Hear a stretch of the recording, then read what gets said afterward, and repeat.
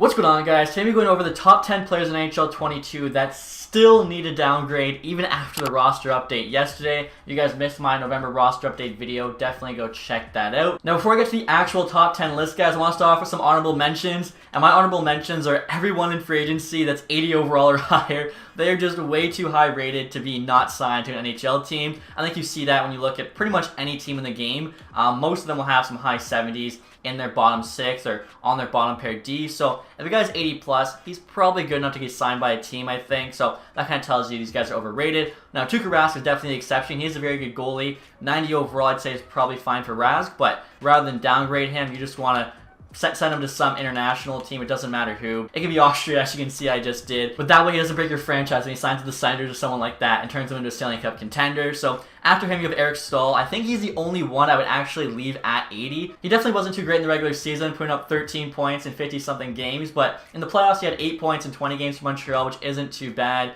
He's that veteran. He's got that leadership. And the season before that, I think he had like 40-some points. So again, I'd leave Staal on 80. After that, though, everyone would be 79 or lower. So Bobby Ryan, we dropped to 79. I feel like if he's an 82, he would have made the Red Wings when he had the PTO with them. Demers 79, Marleau 79, Cahoon, Grabner, Neuwirth, and then I guess everyone else you can just leave the same. But honestly, I think that makes a lot more sense. Like I was saying, if they really were an 80, an NHL team would sign them. And so it'll just kind of help out your franchise mode and make it more realistic. Now, one thing I want to say before I start going through this list is there's actually no forwards on this list. I was going through, honestly, trying to find a forward, but I couldn't find a single forward in the NHL that I thought deserved a -2 or worse. And if you guys disagree, definitely let me know. But like, I went through everyone, and unless there's some guy that's like a 78 that you think deserves a 76, everyone seemed to be about, one away from where they should be. So again, let me know if there's any forwards I'm missing that really deserve a downgrade. But as far as I could tell, no one really deserved more than a -1. Now, start off on this list, guys. At number 10, probably a bit controversial since he just got an upgrade yesterday. I have John Gibson. So he's now 90 overall, and although I do think John Gibson's a very good goalie, I think 90 is a bit too high for him. I think before the year started, I saw he was an 89 when I was doing my goalie rating review. I felt like he should have been an 88. And even after this hot start, I still feel like he should be an 88, as the 2 seasons prior weren't the greatest for him. Some people thought he should be like 85, 86. I thought, 88 was more deserving, and I still have that opinion. So, although I still think he's very good, I think the 90 there is a bit too high. And next on this list, guys, I have another goalie. No, it's not Fleury. It's actually Pavel Francouz on the Colorado Avalanche. I'm also giving him a -2, bringing him down to 82. I just feel like in terms of context, if Francouz really was an 84, the Avalanche probably don't give up a first-round pick and Connor Timmins to get Darcy Kemper. Now, you could definitely argue Kemper should be an 87, and I think I would agree with you, but I don't think Francouz is an 84. One season in the NHL, behind the best defense in the NHL last season in Colorado. We saw kind of what that does for a goalie with how Grubauer's played in Seattle compared to his numbers last year in Colorado. I think Francouz's numbers were definitely boosted. Also, I'm pretty sure he was like a 63 or something to start out NHL 21. I don't really think he got, 21 overall better. I think 82 is more than fair for Francouz. Now, if any Avalanche fans want to argue with me, that is fine, but I think, 82 for Francouz, again, is more than fair. Now, he's actually the last goalie on this top 10 list. The next 8 players are all defensemen. I feel like EA, for some reason, just has a much tougher time rating defensemen. I will point out Carey Price, who a lot of people think is overrated. He's 90 overall right now, and my argument for this is going to be the last time we saw him play was in the playoffs, and he was playing like a 90. So for now, I'm going to leave him as a 90. We'll wait till he comes back to see how he plays this regular season. Hopefully he does come back, and if he doesn't look too good, then maybe we'll downgrade him. But for now, I'm going to leave him at the 90 overall. And like I was saying, guys, next on this list, at number 8, we have our first defenseman. And before I tell you who it is, I actually want to point out Blake Wheeler here. I thought about having on this list, but I felt like 85 was way too low for Wheeler. For me, I would maybe drop him by 1 more to 86. But to make this list, you saw you had to be dropped by 2 or more. Now, at number 8, like I was saying, is Josh Morrissey here. Currently 86 overall. I think it's a bit too high for him. I think he's a decent defenseman, but 86 I think is overrating him a bit. I would probably have him at 84. I think most people would agree Neil Pionk's probably the best defenseman on the Winnipeg Jets. Nate Schmidt just got upgraded to an 84. I feel like Morrissey's more on the level of Nate Schmidt. So, like I said, 86 overall is decent, but he hasn't really scored a ton of points. He's not like super good defensively. He's kind of just like decent offensively, decent defensively, plays a lot of minutes. For me, that's an 84, not an 86. So that's why Morrissey's number 8 on this list. Also, guys, one more thing about Morrissey. A few years ago, his numbers were a lot better, but that's when he was playing with Bufflin and Trouba, and I think they kind of helped to elevate him. Since, being without those guys, numbers have dropped significantly. Now, number 7 here, Philadelphia Flyers. we have Rasmus or Ristolainen, 84 overall in game. I think that's too high for him. Analytically, one of the worst defensemen. A lot of people said it was because he played for Buffalo, but the stats didn't show that. He was just pretty bad. I think he gets overrated because of his size. 6'4", big, mean defenseman, plays a lot of minutes, used to score a lot. He's actually kind of dropped off in terms of scoring. You can see 4 straight years, 40 points, and then since then hasn't really done that. But I still think he's decent. I just don't think he's an 84. I think I'd probably have him at 82, so drop him by 2. Potential medium elite, also probably a little bit high. We'd make him low elite at this point, as he looks kind of like a decent top 4 defenseman, but, you know, not amazing or anything like that. Philadelphia definitely overpaid for him, in my opinion. And next year, guys, number 6 on the Edmonton Oilers. You're probably going to guess this one. It's Tyson Barrie. He's a tough one because he did lead all defensemen in scoring last year, but although he led defensemen in scoring, I'm pretty sure he has some of the worst defensive numbers for defensemen, so it's really tough to juggle kind of where to rate Barrie. Personally, I would have him 84 overall, so we're going to drop him by 2 here. Obviously, the offensive stats, we're going to leave the same. We can even make them a bit higher, honestly. He is a very good offensive defenseman, but the defensive stats you try to drop down. Like, defensive awareness should probably be, you know, an 82, if not an 80.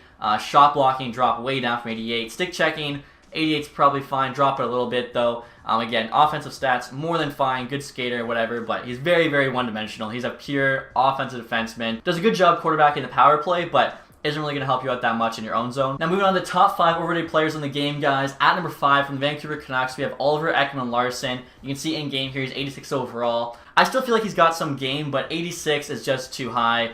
For me, I'm dropping him by 2 to an 84, and honestly, he could be dropped even lower, but I'm kind of considering how well he played a few years ago. I'm leaving that in there a little bit. Also, ice time, he's a top pairing D-man. He does get the toughest minutes. Not terribly defensively, but, you know, he needs to work on it. Also, offensively, he's lost a bit of game there. So, I think 84 is a more fair rating for now, and if he continues to play bad this season, we're going to continue to drop him. But I'd have an 84 right now. Again, Ekman-Larsson, top pairing D-man, kind of like the Drew Doughty syndrome, I think, where they keep him high rated based on a few years ago how he played, but they're not really updating the rating enough, and I'm still, I think, being pretty fair, not taking too much consideration on only last year or whatever. So 84 overall for Ekman-Larsson I still think is a pretty good rating. Now number 4, guys, we have another defenseman who was just traded this summer and actually got downgraded yesterday, but I'm downgrading him further. Duncan Keith here, 83 overall. He's 38 years old. I would downgrade him by 2 more to make him an 81.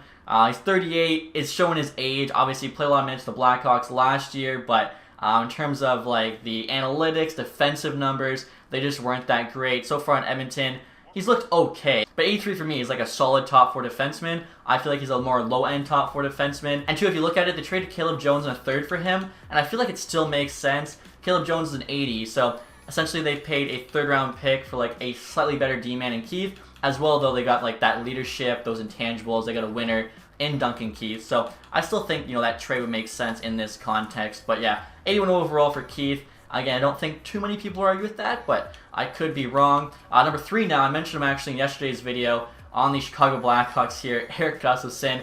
82 overall is way too high for a guy who barely made the Blackhawks. He got cut from his PTO at the Islanders, got signed to a 1-year $800K deal. He was actually 82. He would be making some solid money, like McCabe there 4x4. Someone would pay him in free agency. On Montreal even, they didn't have the best defensive core, I thought, after, say, Weber and Petrie, and he was like on the bottom pair, if not scratched some nights. So 82 overall, way too high for Gustafsson. Still pretty solid offensively, but honestly, I would definitely lower his defensive ability, even offensively a little bit, I think. Make him like a 79. I think that's more accurate for a guy who almost makes the Islanders but gets cut, and then the Blackhawks do take a chance on him since they're pretty weak at D. Again, I think 79 overall, -3, makes more sense for him. Now, after Erik Gustafsson, number 2 spot. Honestly, this hurts me to do because I really like him. He's entertaining. He's funny. I've got Keith Yandle here, 85 overall in the Flyers. Keith Yandle's still a solid offensive defenseman, can run your power play, but that's all he does. And unlike Barrie, he's not really putting up as many points as him, so I would drop him by 3 here to an 82. Similar to Barrie, just really dropping the defensive numbers. I think the offensive stats are fine, like nothing too crazy. Maybe 92 offensive awareness is a little bit high, but I would still leave him an 82. He's a guy, like I said, he plays your bottom pair, but you've also got him in the power play. He'll get some points, you know, cycle the puck around. You know what Yandle's about, but I mean, 900K, I think he definitely gave the Flyers a bit of a discount to play with his buddy Kevin Hayes, but still, I think an 82 overall rating for Yandel's a bit more accurate. 85 overall means as good as Ivan Provorov, which just is not the case. And finally, guys, the #1 overrated player in the game. You already knew it was going to be a Vancouver Canuck, but this one's just kind of funny, honestly. So it's going to be Tyler Myers here, 83 overall defenseman. I'm not dropping him by 4, but I am dropping him by 3. The reason he's got the #1 spot is I just feel like he's the most deserving, I think, of the drop. Making $6 million, so a terrible contract, he made even worse, but Tyler Myers just doesn't do a lot. Like, he scores a little bit. You can see he's got like 20 points or whatever, but it doesn't make up for the fact that his defensive game is lacking. You'd expect a guy who's 6'8", just huge, to really like kind of throw the body around, just be super dominant defensively, kind of like Zdeno Chara was in his prime, but that's just not the case with Tyler Myers. As much as you might think it is, you see him throw a big hit, you think it is, but in his own zone, he's not the greatest, and he doesn't really score enough, say like a Tyson Barrie, to make up for that. So I think Tyler Myers here, 80 overall is quite fair for him. If he was 83, the contract really wouldn't be that bad, but in real life, it is a terrible contract. I think, the worst contract on the Canucks. Some might argue Ekman Larsson, just because more money longer, but Tyler Myers there, I would say is an 80 overall, making him the most overrated player in the game. You guys can let me know if I got this list wrong, if I missed anyone. Again, I couldn't find a single forward I thought deserved -2 or worse, so definitely let me know if you see any forwards. Also, let me know if you disagree with any of my top 10 picks in the comment section below. And as always, guys, hopefully you enjoyed this video. If you did, leave that thumbs up. If you haven't subscribed yet, hit the sub button down below. Thank you guys so much for watching. Have a nice day. Goodbye.